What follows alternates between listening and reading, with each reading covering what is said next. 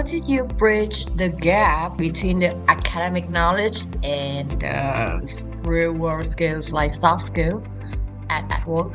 Yeah, definitely require a lot of soft skills, human skills at work, social skills. How do we bridge the gap? I do think that for students, if they could gain some real work experience through work attachment or a part-time job, that would help a lot. Other area would be work on self-awareness, really working with a mentor. It could be a peer mentor, it could be, someone that's older. Getting feedback, I think, is important. Having that reflection, introspective, all of these things will help to bridge the gap. Yeah, so you have mentioned the part-time job. So as your major, what kind of part-time job that suit the HR? I think it could be any job. I think we should be open-minded. You might want to have a career in HR. Learning about the function of what HR do also helps you to think about, is that a right fit for you? But when I was in school, I was working in a restaurant. I was a hostess, I was a bartender, I was a waitress. I think the skills that I've learned during that time is still, useful for me today. Be able to kind of talk to people that I don't know, developing that courage to do that, or be able to do problem solving, right there, very quick, because when you're working in a restaurant, you need to have that. Be able to read customers, if people, they're in a rush, or they hungry, are they there for a special occasion? How do we upsell? All of those skills is still relevant. It doesn't matter what you do.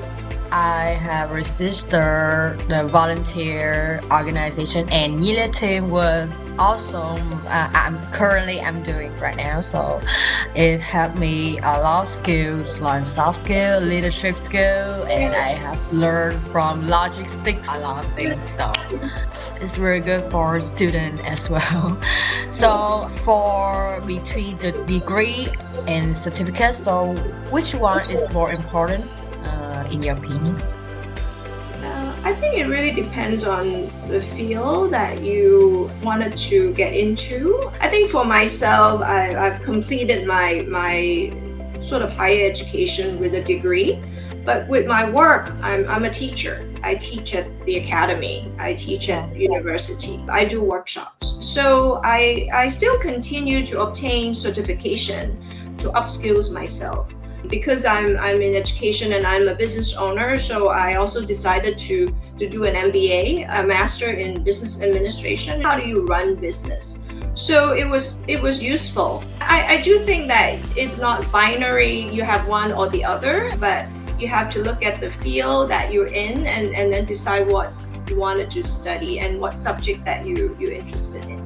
Do you need, like, for example, in nursing or doctor, I think they should need a degree than a certificate. Yeah, exactly. I think there's certain jobs, if you're an engineer, you have to have certain kind of licenses or certification, certainly for physicians or nurses, and that is required so that you're competent in your job. It's really a lifelong learning. For me, there are some topics that I'm interested. For example, I obtained a certification about well-being and happiness. I'm fascinated about this topic, what makes people happy. And it's related to also my passion about self-awareness. I took the course, a certification online, and I absolutely loved it. I couldn't wait to kind of learn and rewatch the video and think about, how does I incorporate into my teaching. So I think both are important. I have read your newspaper about it. You said the company should focus on human resource than profits. Yeah, and I was impressed about that because in most company in Vietnam, they just focus on profit, but they forget about build the human resource. Yeah. Yes, correct. People are your assets. So you need to invest in your assets.